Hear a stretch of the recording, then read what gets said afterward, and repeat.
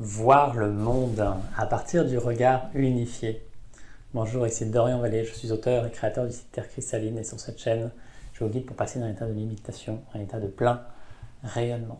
Vous pouvez télécharger gratuitement mon livret Rayonner en toute simplicité pour commencer ce chemin avec moi si vous le souhaitez.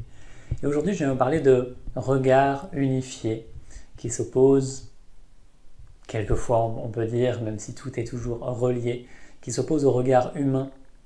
Et donc l'invitation en fait c'est de pouvoir voir le monde à partir du regard unifié. Et en fait ce que j'observe dans tous les accompagnements que je peux faire, toutes les personnes que je côtoie, c'est qu'il y a toujours un regard limité qui se porte sur les choses, séparé. C'est moi qui existe dans le monde, et il y a plein de choses autour de moi, et ce qui fait qu'en fait j'ai plein de problèmes, parce que je suis séparé du reste, et j'essaie d'atteindre quelque chose, que ce soit l'éveil, que ce soit la réussite, que ce soit le bien-être. Et en fait, j'ai toujours l'impression qu'il y a une marge de plus à faire, que c'est toujours plus loin, que c'est toujours à distance. Et en fait, l'invitation, c'est vraiment de se repositionner au cœur de soi et de sentir ce regard unifié, ce regard divin qui englobe tout. À l'origine, il n'y a qu'un regard, il n'y a qu'une conscience. Il n'y a qu'un corps, et cela empreinte tout. Et cette conscience unique vient faire l'expérience de la séparation. Mais ça n'en fait pas quelque chose de séparé. C'est comme l'océan qui comprend des milliards de gouttes d'eau. Mais les gouttes d'eau ne sont pas séparées de l'océan. Mais l'humain, lui, il se croit séparé parce qu'il a un ego qui va le faire exister en tant qu'entité séparée. Mais ce n'est pas une nécessité. Et donc l'invitation, c'est juste de revenir à l'origine, à ce regard unique qui emprunte aussi le regard humain. Mais l'invitation, en fait, l'ego se réapproprie ce regard-là en le faisant exister pour lui-même.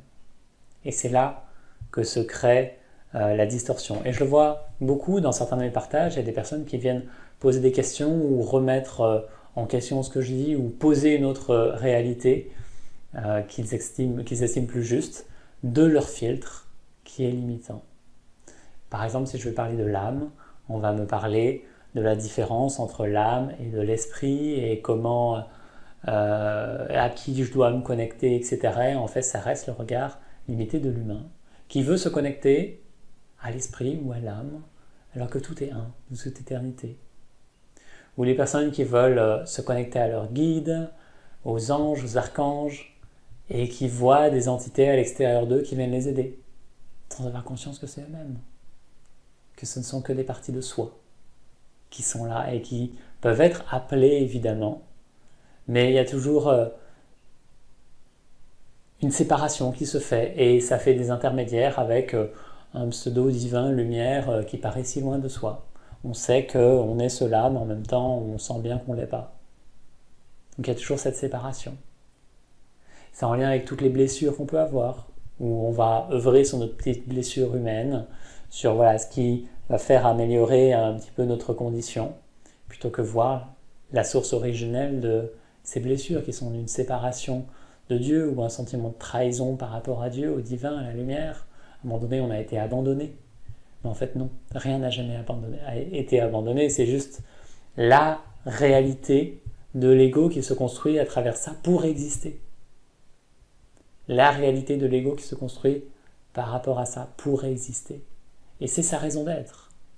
Mais en même temps, j'en ai déjà parlé dans le rôle divin de l'ego, l'ego existe pour protéger la conscience.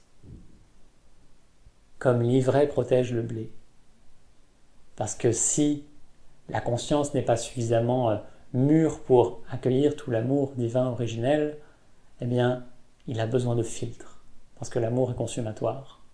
Et qu'il consumerait la conscience et tous les corps s'il pouvait les imprégner totalement. Donc l'ego est là en tant que filtre.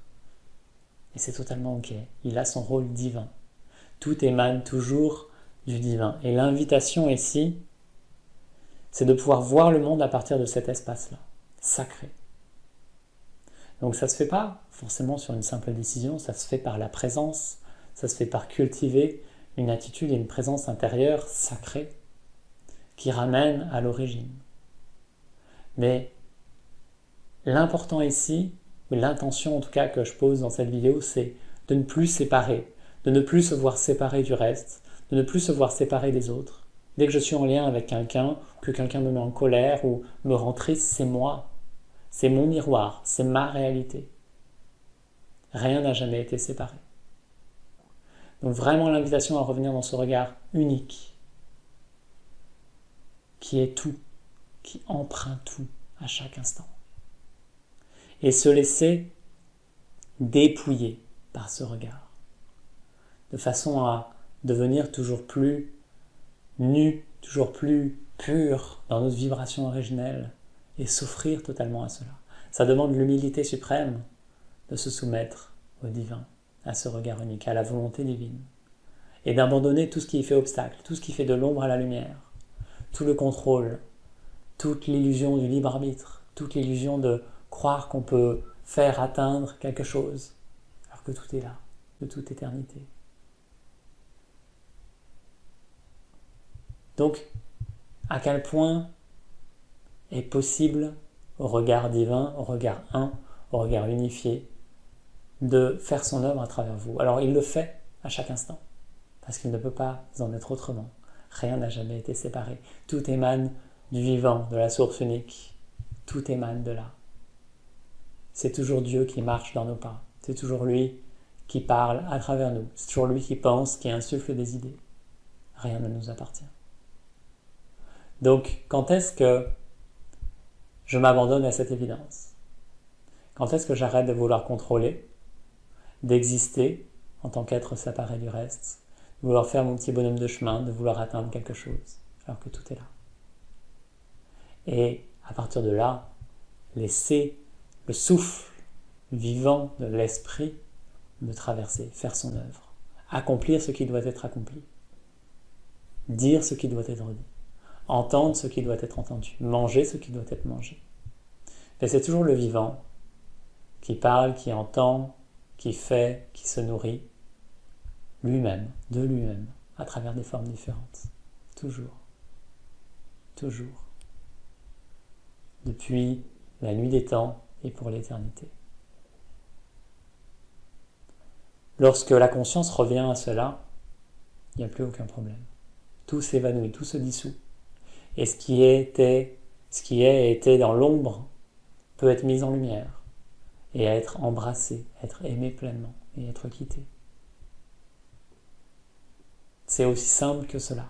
Après, ça prend le temps que ça prend pour se déployer, pour se goûter, pour imprégner la chair, pour imprégner les cellules.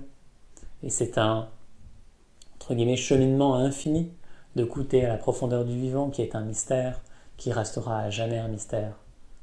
Car ces mystères-là ne seront jamais percés. Et ils doivent rester ainsi. Car c'est dans le mystère qu'on peut s'abandonner. C'est dans la foi suprême que s'offre la toute-puissance et l'amour infini du vivant. Donc l'invitation simplement à cultiver ce regard-là, à revenir à ce que je suis de toute éternité, toujours plus, et laisser la vie faire son œuvre à travers moi. Il n'y a pas besoin de technique, pas besoin de choses complexes, simplement se laisser appeler par ce qui résonne en soi, par ce qui fait sens, par peut-être les pratiques que je dois faire, peut-être les nettoyages que je dois faire, que ce soit physique, énergétique, émotionnel, mental, par les accompagnements que je dois faire, par les personnes qui m'appellent. Simplement se laisser appeler. Si ça résonne, c'est que c'est là qu'il faut aller. Le langage de l'univers est l'amour et la résonance. Tout ce qui entre en résonance avec soi a besoin d'être vu, entendu, goûté, expérimenté. Donc l'invitation à revenir à cette simplicité-là. Et voilà, ce message me met vraiment en joie parce que c'est là où va l'humanité.